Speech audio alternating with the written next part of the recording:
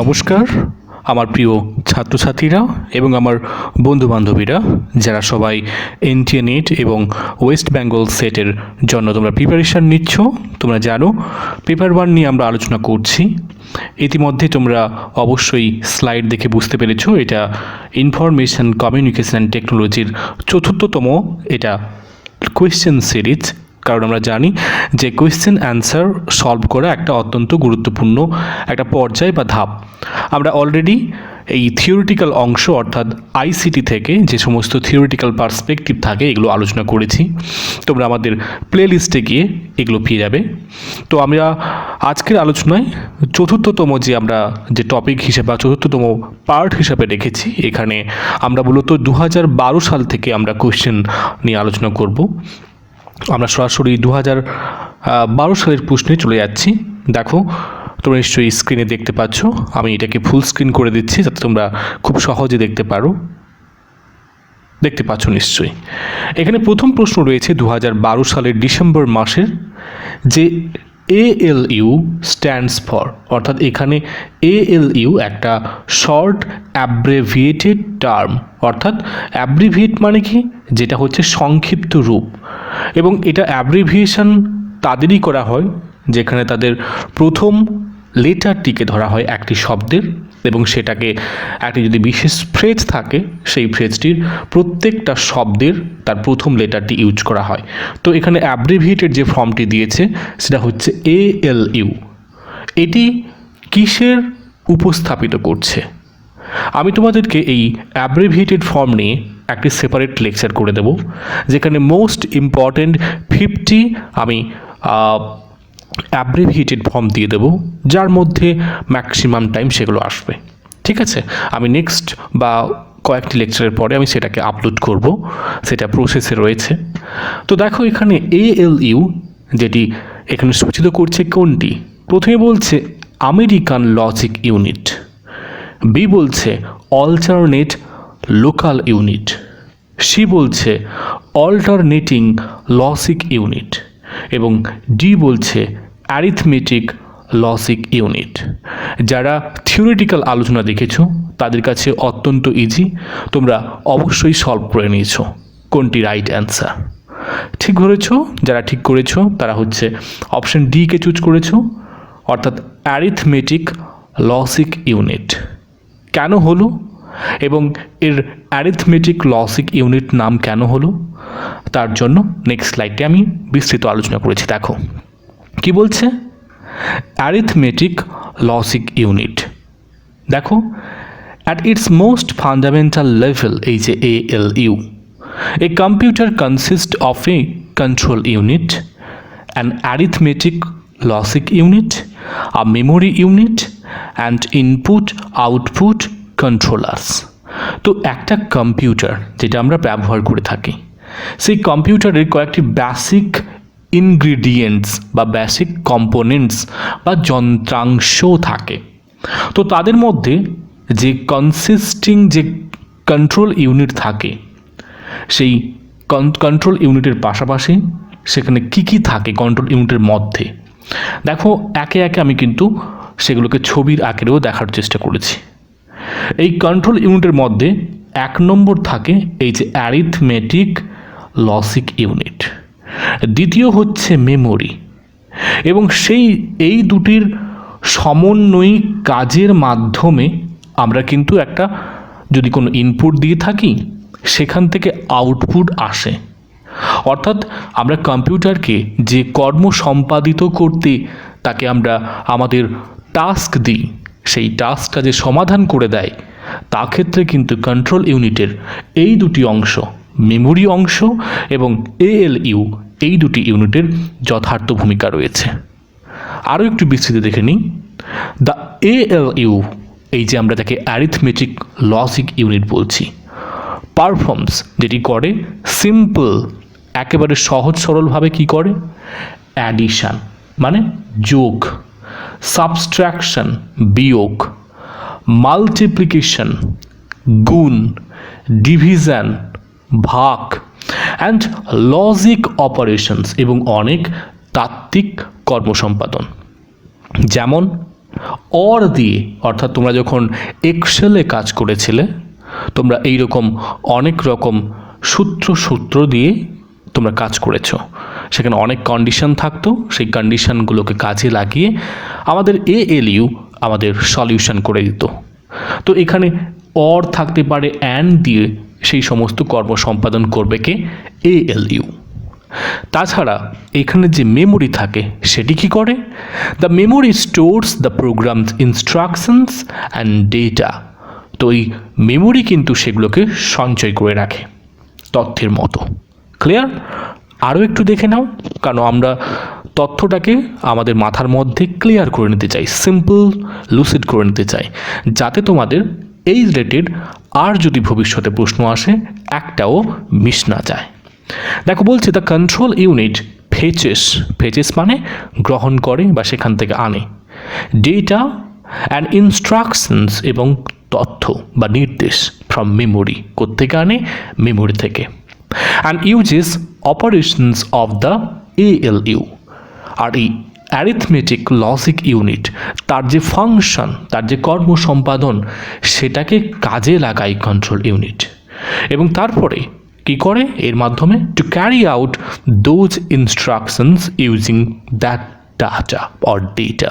তো সেই যে সমস্ত তথ্য, যে সমস্ত ইনফরমেশন, ইনস্ট্রাকশনগুলি রয়েছে, সেই ইনস্ট্রাকশনগুলিকে কাজে লাগিয়ে আমাদের ALU অর্থাৎ অ্যারিথমেটিক লজিক ইউনিট একটা তথ্য সবার সামনে উপস্থাপিত করে, অর্থাৎ সমাধান করে এক কথায়।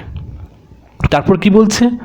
when an input or output instruction is encountered, the control unit transfers the data or data between the memory and the designated input or output controllers. অর্থাৎ কর্ম যখন সম্পাদন হয়ে যায়, সেই কর্ম সম্পাদন হয়ে যাওয়ার যে ফলাফলটি স্টোর থাকে মেমোরিতে, এবং সেই মেমোরি থেকে সেটা সম্পাদিত হয়ে বহিঃপ্রকাশ ঘটছে আউটপুটে অর্থাৎ আমাদের মনিটরে, তাই তো? তো আশা করি ALU, যার ফুল ফর্ম হচ্ছে অ্যারিথমেটিক লজিক ইউনিট, এটা বুঝতে পেরেছো। এবং এই অ্যারিথমেটিক লজিক ইউনিটটা কী জিনিস, কোথায় থাকে, এর কাজ কি, এর সম্পর্কে ধারণা পরিষ্কার করতে পেরেছো। নেক্সট প্রশ্নে চলে যাই। বলেছে a personal computer uses a number of chips mounted on a circuit board called, মানে একটা কম্পিউটার, একটা পার্সোনাল কম্পিউটার বলেছে। পার্সোনাল কম্পিউটার কি হতে পারে? একটা ল্যাপটপ হতে পারে, একটা ডেস্কটপ হতে পারে, একটা মোবাইল ফোন হতে পারে। এগুলো হচ্ছে ছোটো ছোটো থেকে আমরা বৃহৎ থেকে ছোটো ছোটো অংশে বললাম। তো প্রত্যেকটি একটি পার্সোনাল কম্পিউটার। তো এই কম্পিউটারে বলেছে একটা বোর্ড থাকে, এবং সেই বোর্ডের ওপরে অনেকগুলি চিপসেট থাকে, সকেট থাকে, তাই না? তো সেই বোর্ডটাকে কি বলে? এটা কিন্তু একটা কমন কোয়েশ্চেন। একেবারে কম্পিউটার সম্পর্কে যখন আমরা জানতে যাই বা কম্পিউটার শিখতে যাই, তখন কিন্তু এই সব প্রাথমিক ধারণা দেওয়া হয়ে থাকে। যারা জানো অবশ্যই উত্তরটা নিশ্চয়ই করতে পেরেছো। এখানে অপশন A বলেছে মাইক্রো প্রসেসর। এটা অবশ্যই হবে না, কারণ আমরা জানি যে বোর্ডটা থাকে সেই বোর্ডের ওপরে বা বোর্ডের মধ্যে এটি একটি অংশ, এটি বোর্ড নয়, তাই মাইক্রো প্রসেসর এটি একটি পার্ট, তাই আমাদের অ্যান্সার মাইক্রো প্রসেসর হবে না। সিস্টেম বোর্ড, হ্যাঁ বোর্ড হয়ে থাকে, কিন্তু কম্পিউটারের যে বোর্ডটা থাকে, যে মেন বোর্ডটা থাকে, তাকে কিন্তু সিস্টেম বোর্ড বলা হয় না, তার একটা নির্দিষ্ট নাম আছে। এটাও তাহলে হলো না। ডটার বোর্ড অবশ্যই না। তাহলে কোনটা? Mother board.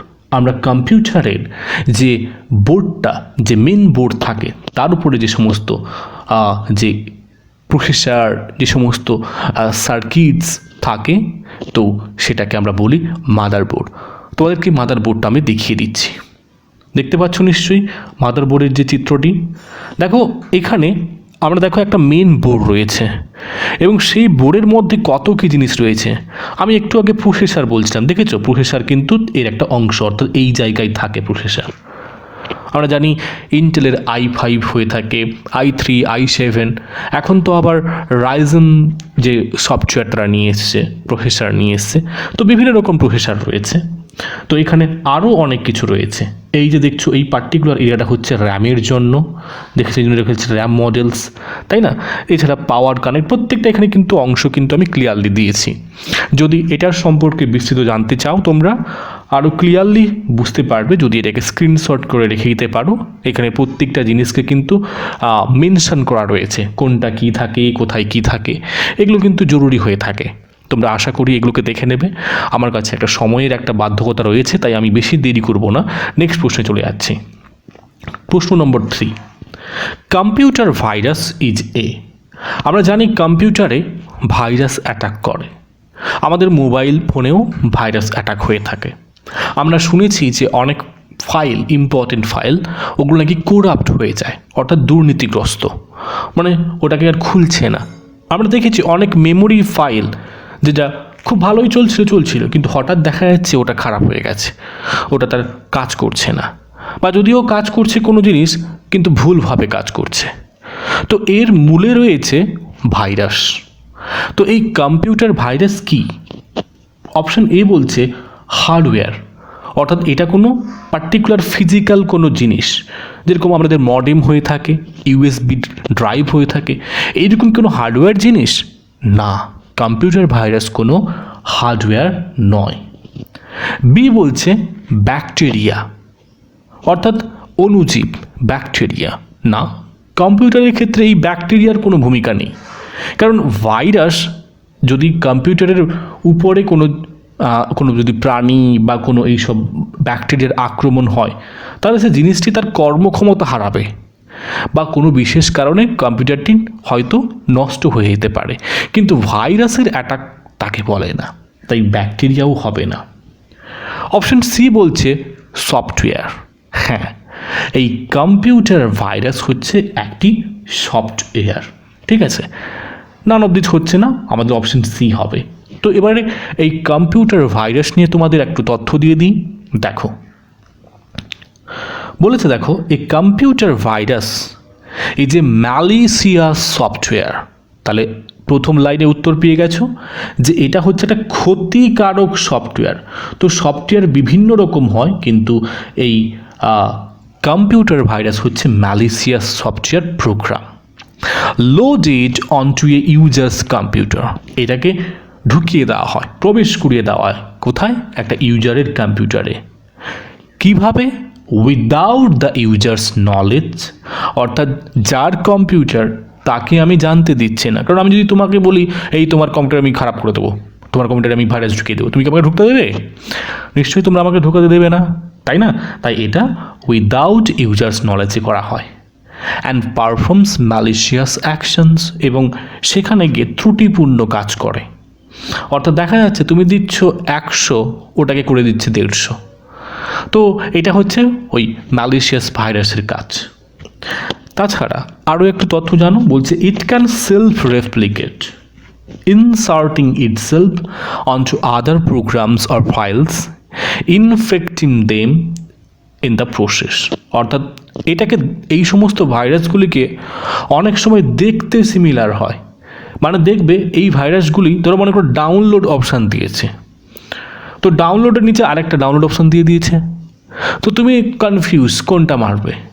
দুটোর মধ্যে একটি কিন্তু রিয়েল, কিন্তু আরেকটি ডাউনলোড যে অপশানটা যেখানে তুমি ক্লিক করছো ওটা হচ্ছে ম্যালিসিয়াস সফটওয়্যার দ্বারা ক্রিয়েটেড ওই ভাইরাস। যেইটাকে ক্লিক করেছো তোমাকে অন্য একটা পেজে ডাইরেক্ট করে নিচ্ছে এবং তোমার সমস্ত ডাটাগুলোকে হ্যাক করার চেষ্টা করছে।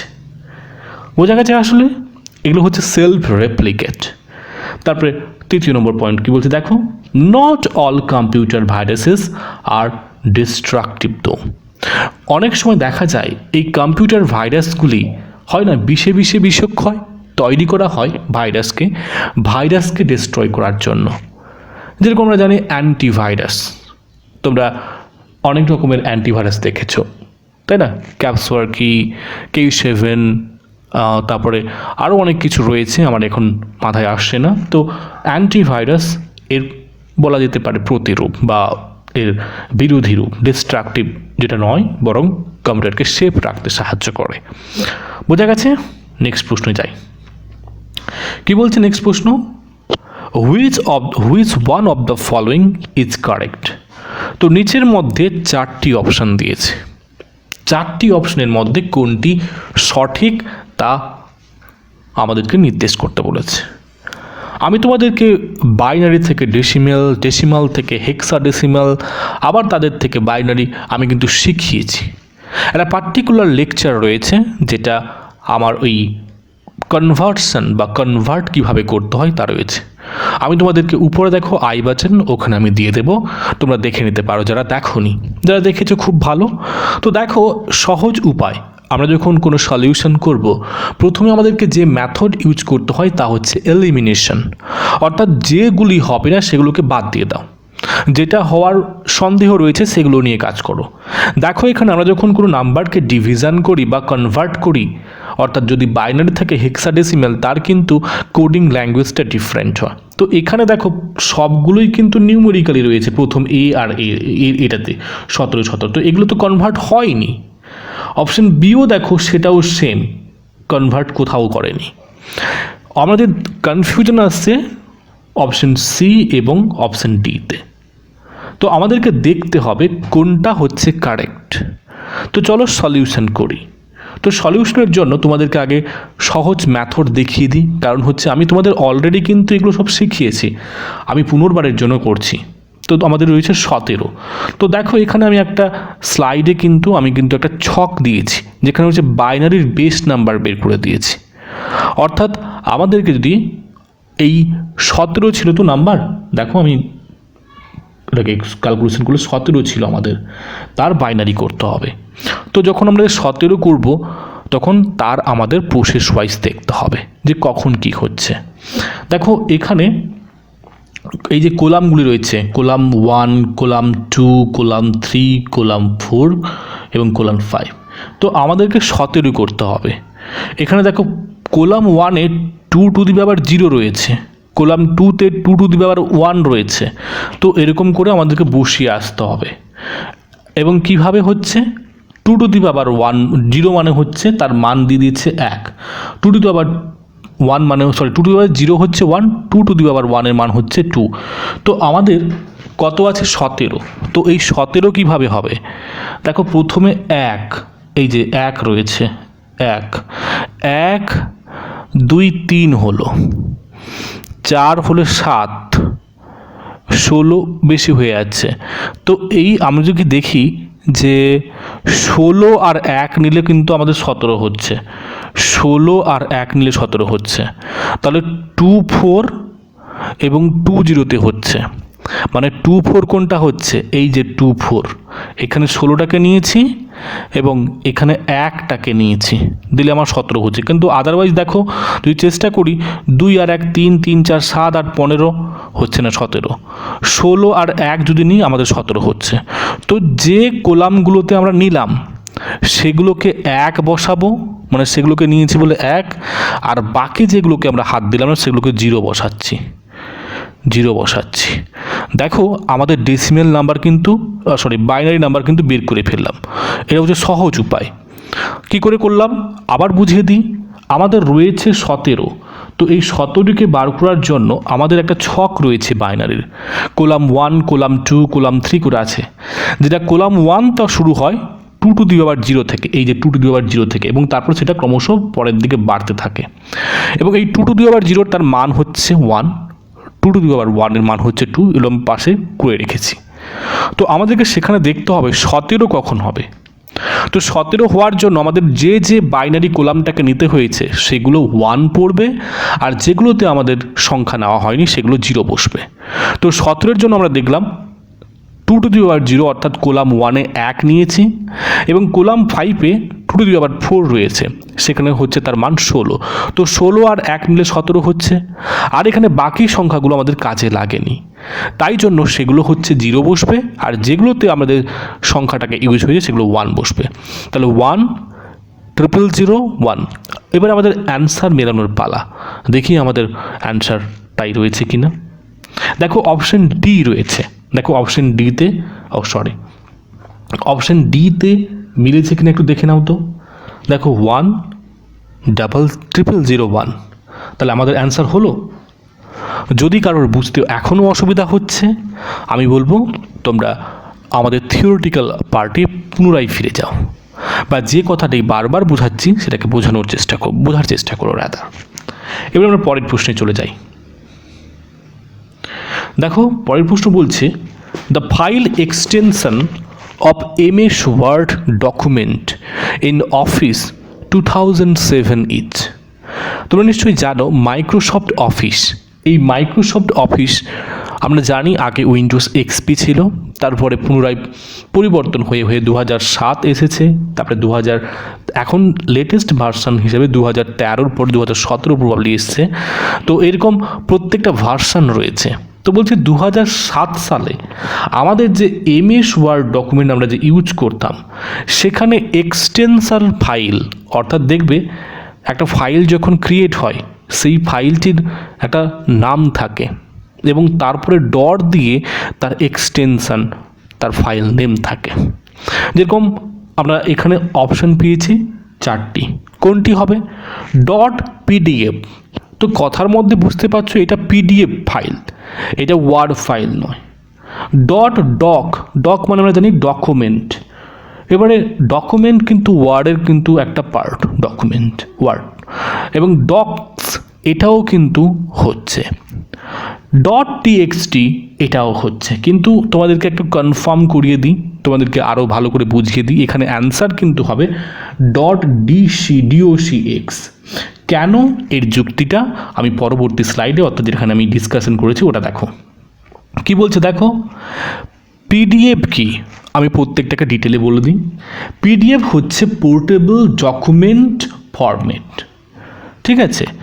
এবং এই যে ফাইল ফরম্যাটটি, এটা ক্রিয়েট করেছিল কারা? অ্যাডোব বলে একটা পার্টিকুলার একটা ডেভেলপার, একটা সফটওয়্যার কোম্পানি, 1992 সালে তারা করেছিল। তো তোমরা এগুলোকে বিস্তৃতভাবে পড়তে পারো, ঠিক আছে? পড়ে PDF সম্পর্কে ধারণা করে নিতে পারো, কারণ আমরা জানি যে এই রিলেটেড প্রশ্ন আসতে পারে। তবে যে পার্টটি আমি তোমাদেরকে পড়তে অবশ্যই বলবো, যেটি হচ্ছে যে PDF হ্যাজ ইটস রুটস, মানে PDFটি এসছে কোত্থেকে? দ্য ক্যামলেট প্রজেক্ট বা দ্য ক্যামেলট প্রজেক্ট থেকে। এটা কারা করেছিল? অ্যাডোবরা করেছিল, যার ফাউন্ডার কে ছিল? জন ওয়ারনক, এবং এটা 1991 সালে করেছিল। এবারে চলে আসি আমাদের উত্তর বা যেটা অ্যান্সার, ডক এবং DOCX। তো দেখো অ্যাকচুয়ালি DOC এটা কিন্তু is a document format used by Microsoft Word. এটা মাইক্রোসফট ওয়ার্ড ব্যবহার করত।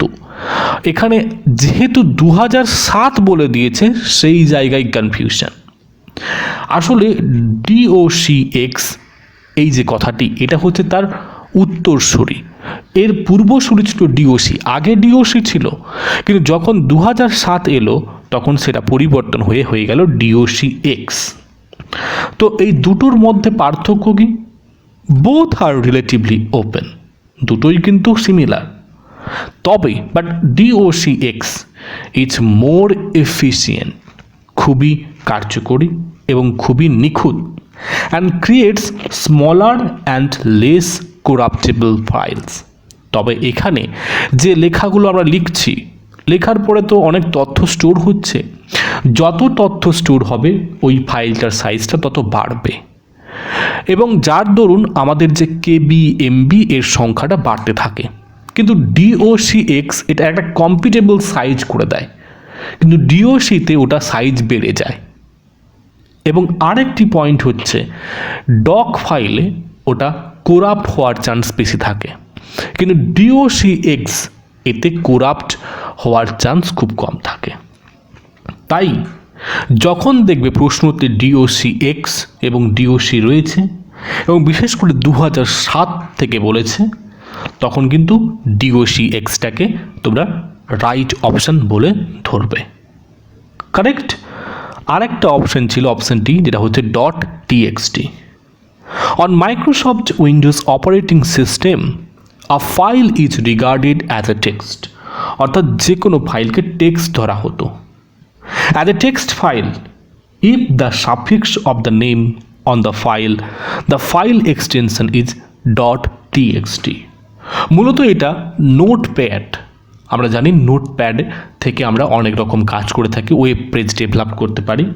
তো সেই ক্ষেত্রে যে ডকুমেন্ট হয়ে থাকে, যে নোটপ্যাডের ডকুমেন্ট ফাইল হয়ে থাকে, তার এক্সটেনশন নেম হচ্ছে .txt। এটার সম্পর্কেও আমি আরও আলোচনা করব যখন আমি একটু সময় পাবো। এখন আমি তোমাদের কোয়েশ্চেন সিরিজটাকে কন্টিনিউ করি। নেক্সট প্রশ্ন চলে যায়, বলছে dash is a protocol used by email clients to download email to your computer.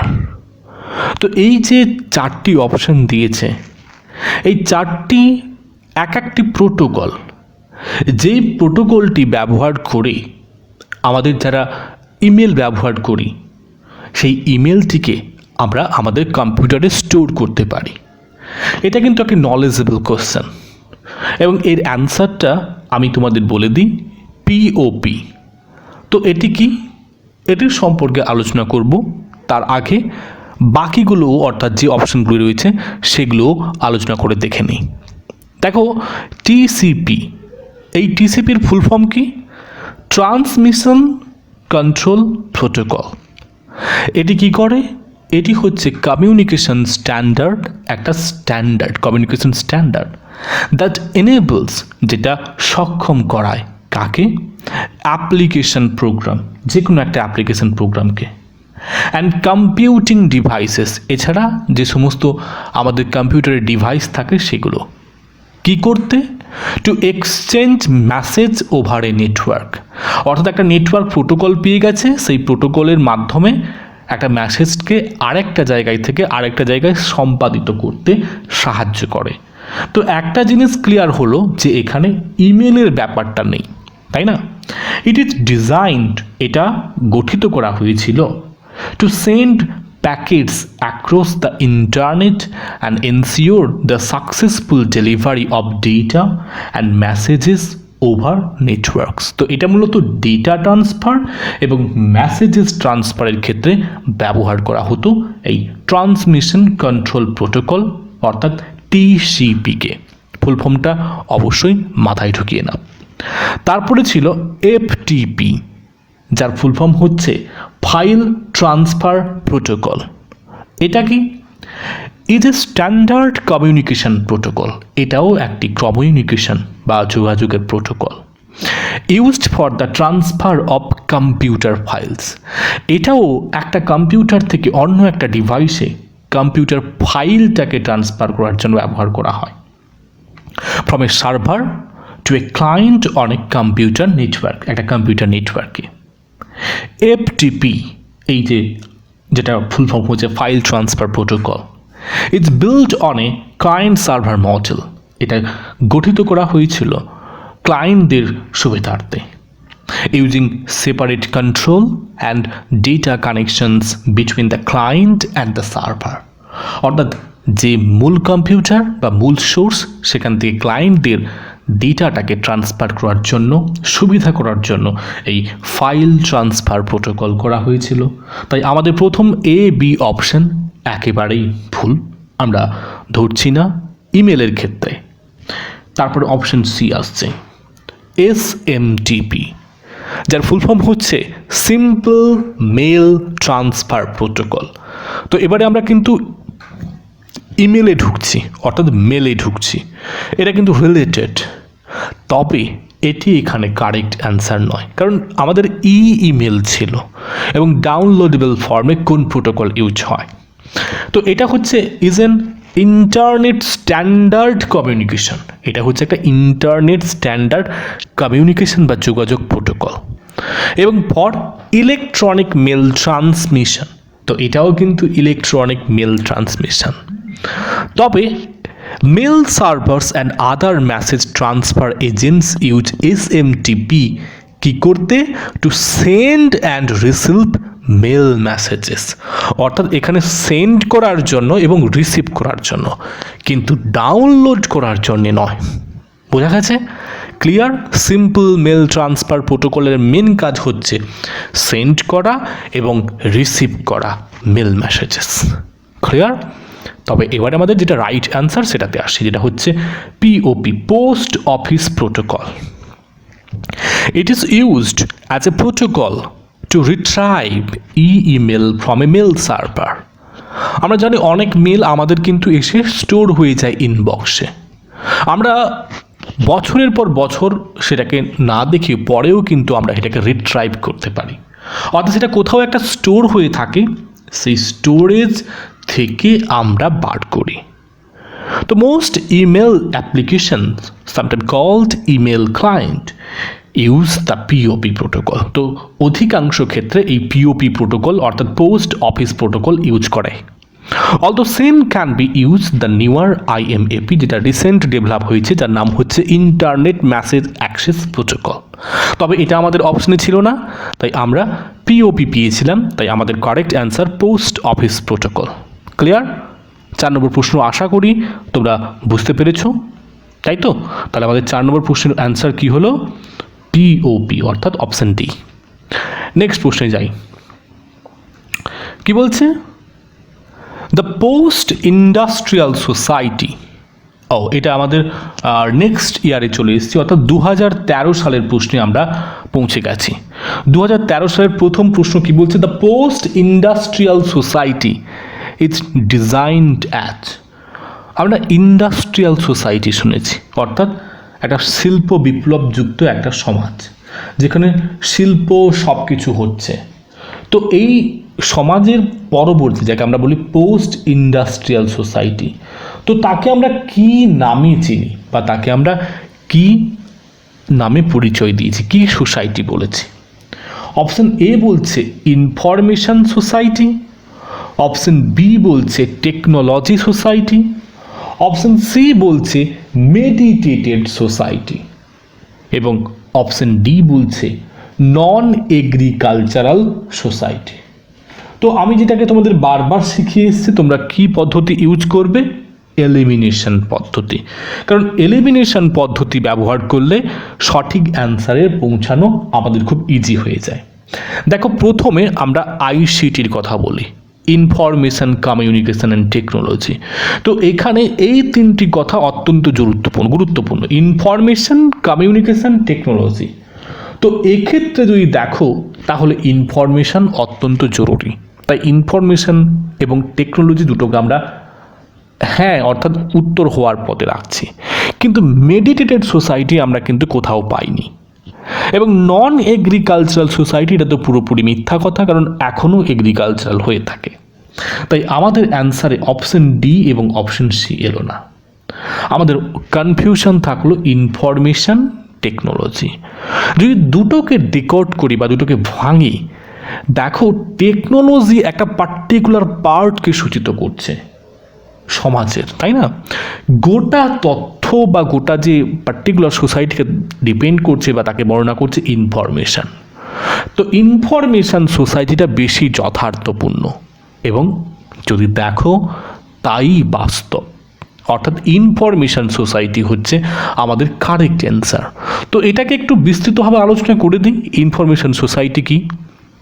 দেখো, অ্যান ইনফরমেশন সোসাইটি, যেটাকে আমরা বলছি এই পার্টিকুলার সোসাইটি অর্থাৎ পোস্ট ইন্ডাস্ট্রিয়াল সোসাইটি, ক্রিয়েশন, সেখানে কি কি হয়? ক্রিয়েশন, সৃষ্টি হয়। ডিস্ট্রিবিউশন, সেখানে সেই ক্রিয়েশন হওয়ার পরে কোনো কিছুর তার বিতরণ হয়ে থাকে।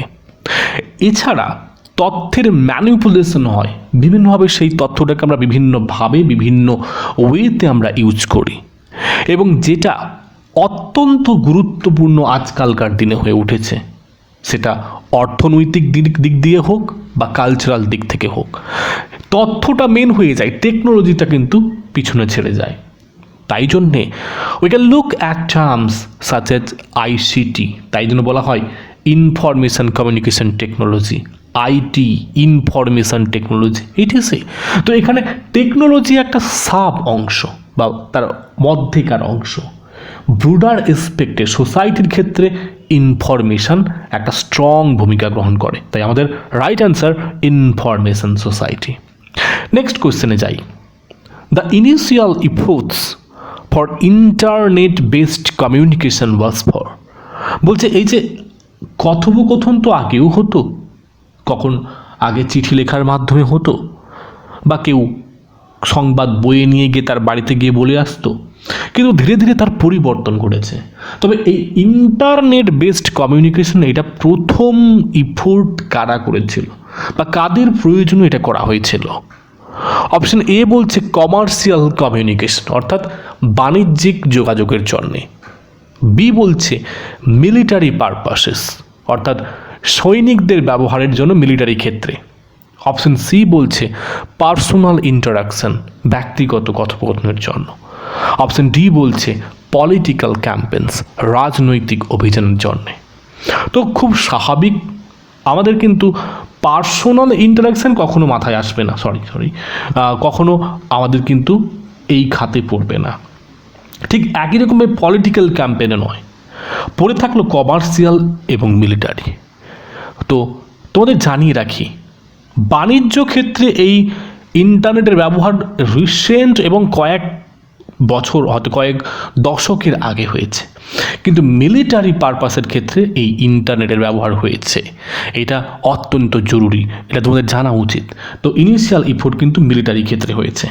আমি তোমাদের এটাকে নিয়ে বিস্তৃত একটি আলোচনাও দিয়েছি, দেখে নাও। বলছে as a military venture ARPA had a specifically military motivation for creating the internet. এই ARPA তারা মোটিভেশন দিয়েছিল যে মিলিটারি ক্ষেত্রে ইন্টারনেট কমিউনিকেশনের ব্যবহার করা হোক। It offered a way to bring computing to the front lines, যার দরুন হিসাব থেকে সব কিছু টাইমলি অর্ডারলি করতে সুবিধা হয়।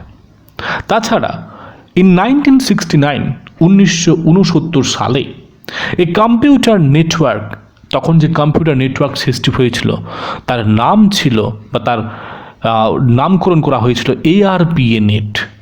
ARPA নেট, তাহলে মাথায় থাকবে প্রথম যে দিকের যে কম্পিউটার নেটওয়ার্ক তার নাম ছিল ARPA নেট, হুইচ লিঙ্কড, এবং যার সাথে তখন এইসব পার্সোনাল কম্পিউটার, ছোটো ছোটো মোবাইল ফোন বা এই আমরা যাকে ডেস্কটপ বলি, ওগুলো কিন্তু ছিল না। তখন বড় বড় কম্পিউটার ছিল, সেগুলো হচ্ছে মেন ফ্রেমস কম্পিউটার, এবং বিশেষ করে সেগুলো কোনো universities, government agencies, defence contractors, এই সমস্ত জায়গায় কিন্তু ব্যবহার করা হতো এই ARPA নেট। তবে এটা পরবর্তীকালে সমস্যা হয় এবং পরবর্তীকালে তার কিন্তু পরিবর্তন আসে। তাছাড়া আরও বলছে, দেখো, the computers on ARPA net were gigantic, এগুলো সব বিশাল বড় বড় হতো। এবং আজকালকার দিনে আমরা একটা ব্যাগের মধ্যে কম্পিউটারকে নিয়ে ঘুরি, পকেটের মধ্যে নিয়ে ঘুরি, এগুলো কিন্তু আগের দিকে যে কম্পিউটারগুলি ছিল বিশাল আকৃতির। তো বোঝা গেছে আশা করি। তাহলে প্রথমে মিলিটারি ভেঞ্চারের জন্য, মিলিটারি পারপাসের জন্য করা হয়েছিল। আমরা তারপরের প্রশ্ন চলে যাই, question number 3। Internet communication within institution is done through, অর্থাৎ একটা শিক্ষা প্রতিষ্ঠান হতে পারে, একটা ব্যবসা বাণিজ্যের প্রতিষ্ঠান হতে পারে, একটা শিল্প কারখানা হতে পারে, একটা ইনস্টিটিউশন আছে। তো সেই ইনস্টিটিউশনের মধ্যে কমিউনিকেশনের জন্য তার একটা কমিউনিকেশন মাধ্যম থাকে বা ইন্টারনেট মাধ্যম থাকে। তো তাকে কি বলা হয়? এবারে এখানে টোটাল 4টি অপশান দিয়েছে, ল্যান, ওয়ান, এব, MMS। আবার পড়ব, তোমরা অ্যান্সার করার ক্ষেত্রে এলিমিনেশন পদ্ধতি ইউজ করো। এখানে দেখবে MMS, এটা কিন্তু আমাদের কিন্তু কমিউনিকেশন ক্ষেত্রে, নেটওয়ার্কিংয়ের ক্ষেত্রে আসে না। MMS হচ্ছে মাল্টিমিডিয়া মেসেজেস, হচ্ছে না। বাকি পড়ে থাকলো 3টের মধ্যে যদি তোমরা ফুল ফর্ম জানে থাকো বাকিগুলোর হয়ে যাবে। যেমন ল্যান মানে হচ্ছে লোকাল এরিয়া নেটওয়ার্ক। তো প্রথমে এই অপশানটা দেখেই কিন্তু আমাদের উত্তর মাথায় চলে আসে। লোকাল নেটওয়ার্ক এরিয়া বা লোকাল এরিয়া নেটওয়ার্ক একটা নির্দিষ্ট ইনস্টিটিউশনের মধ্যেই হয়ে থাকে, তাই আমাদের অপশান এইটা হবে। তবে আরও ক্লিয়ারলি জানো ল্যান কি, ওয়ান কি, এব কি, MMS কি, তাই নেক্সট স্লাইড চলো। দেখো, a local area network LAN is a collection of devices connected together in one physical location. তাহলে কি হচ্ছে, এই ল্যান হচ্ছে যেখানে একটা মেন পোর্ট থাকবে, সেই মেন পোর্ট থেকে কানেকশন চলে যাবে সেই পার্টিকুলার জায়গার মধ্যে অবস্থিত কিছু কম্পিউটারে। আর এরকম কোথায় হতে পারে? একটা বিল্ডিংয়ে হতে পারে, একটা অফিসে হতে পারে, একটা বড় হোম বা ঘরে হতে পারে। অন্যদিকে যেটা আমরা ওয়েন বলছি, যাকে বলা হচ্ছে ওয়াইড এরিয়া নেটওয়ার্ক, মানে একটা বিস্তৃত এলাকা ধরে হবে। এটা কি? Is a collection of local area networks, সেখানে অনেকগুলি ল্যানকে সাথে নিয়ে করা হয়ে থাকে। এগুলো মূলত মেট্রোপলিটন শহর বা তার থেকে ছোট এরিয়াগুলোতে হয়ে থাকে। কি বলছে দেখো, এ ওয়ান is essentially a network of networks, অর্থাৎ ল্যান অনেকগুলো ল্যান নিয়ে তৈরি হয়, তাহলে অনেকগুলো নেটওয়ার্ক নিয়ে তৈরি হয় এই one. With the internet of the world's largest internet, এবং ওয়ার্ল্ডস লার্জেস্ট ওয়ান, এবং পৃথিবীতে সবথেকে বড় হচ্ছে এই ওয়ান। তাহলে আমাদের ওয়ান কোনো মতে হবে না, এই লোকাল নেটওয়ার্ক আর লোকাল এরিয়া নেটওয়ার্কটি হচ্ছে। তাছাড়া আর বাকি দুইটি অপশান ছিল, কি ছিল? EBB অর্থাৎ এফ। কি হচ্ছে দেখো, এটার ফুল ফর্ম কি?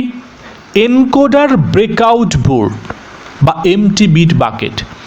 এটাও কিন্তু অপশান নয়। রেনি সিজন, আবার বৃষ্টি শুরু হয়ে গেল।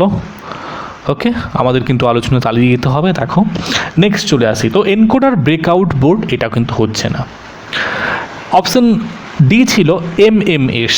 আমি বলেছিলাম যেটা হচ্ছে multimedia messaging service. Is a communications technology for exchanging images, audio and video clips. এর মাধ্যমে অডিও, ভিডিও, ইমেজেস এগুলো কিন্তু মোবাইলের মধ্যে আরেকটি মোবাইলে শেয়ার করা হয়ে থাকে। এটা হচ্ছে MMS, ঠিক আছে। আর অন্যদিকে SMS, সেটা কি? শর্ট মেসেজ সার্ভিস, যেখানে শুধুমাত্র টেক্সট মেসেজ করা হয়ে থাকে। এগুলোও জানো, কারণ এগুলো গুরুত্বপূর্ণ। SMS কি হচ্ছে? Short message service. ক্লিয়ার? আশা করি এই প্রশ্নের উত্তরটা বুঝতে পেরেছো। নেক্সট প্রশ্ন যাই, যেটা হচ্ছে ভার্চুয়াল রিয়ালিটি প্রোভাইডস, অর্থাৎ বলছে ভার্চুয়াল রিয়ালিটি কী জিনিস, অর্থাৎ ভার্চুয়াল রিয়ালিটিটাকে এখানে চারটি অপশনের মধ্যে কোনটি হবে বলেছে। অপশান এ বলছে শার্প পিকচার্স, একটা তীক্ষ্ণ একটা পরিষ্কার পিকচারটা কি একটা ভার্চুয়াল রিয়ালিটি? দুই বলছে ইন্ডিভিজুয়াল অডিও, একটা নির্দিষ্ট একটা অডিও বা আমরা সাউন্ড মিউজিক বলি এটা। অপশান সি বলছে participatory interaction experience. Virtual reality হচ্ছে এমন একটা রিয়েল ওয়ার্ল্ড বা রিয়েল প্লেস, যেখানে একসাথে অনেকের সংস্পর্শে এসে একটা মিথস্ক্রিয়া তৈরি হয়। ঠিক আছে, আমি বলবো কোনটা উত্তর, রাইট উত্তর, তারপর এটা পড়ে নিই। Option D preview of new films, নতুন ফিল্মের তার যে ট্রেলার হয় সেটাকে বলছে ভার্চুয়াল রিয়ালিটি। আসলে ভার্চুয়াল রিয়ালিটি হচ্ছে একটা ব্রড টার্ম, এটা বুঝতে হবে। এটা হচ্ছে একটা স্ফিয়ার, যেটা ইন রিয়েল ওয়ার্ল্ডে নয় কিন্তু রিয়েলের মতো, যেখানে আমরা জানি ইউজার থাকবে, ইউজার ব্যবহার করার জন্য একটা ইন্টারফেস থাকবে, সেখানে অনেক রকম টুলস থাকতে পারে, যেরকম আমাদের সোশ্যাল মিডিয়া প্ল্যাটফর্ম ফেসবুক হতে পারে, বা অন্যান্য ক্ষেত্রে আরও অনেক রকম প্ল্যাটফর্ম থাকে যেখানে কিন্তু রিয়েল কিন্তু কমিউনিকেশন ঘটে থাকে, রিয়েল ইন্টারাকশন হয়ে থাকে। তো সেখানে শুধুমাত্র একজন করে না, আমরা যদি ফেসবুক, টুইটার, ইনস্টাগ্রাম বলি, তো এই সমস্ত জায়গায় দেখবে এটা একটা প্ল্যাটফর্ম যেখানে আমরা ফিজিক্যালি গিয়ে কথা বলছি না, কিন্তু ওখানে গিয়ে একটা ভার্চুয়াল প্ল্যাটফর্মে আমরা একে অপরের সাথে সংযোগ করছি। তাই সেটা হচ্ছে একটা পার্টিসিপেটরি অর্থাৎ সহযোগী, যোগদানকারী একটা এক্সপিরিয়েন্স, তাই না? তাই আমাদের এখানে অপশান হচ্ছে অপশান সি। ক্লিয়ার? তো আজকে আমরা 2013 অবধি কোয়েশ্চেন সলভ করলাম। ভিডিওটি দীর্ঘায়িত হচ্ছে, আমরা নেক্সট ক্লাসে পরবর্তী আলোচনা করব। থ্যাংক ইউ, সবাই সুস্থ থেকো, ভালো থেকো, এবং ভিডিওটি ভালো লাগলে শেয়ার করো, কারণ শেয়ারিং মানে হচ্ছে কেয়ারিং। ধন্যবাদ।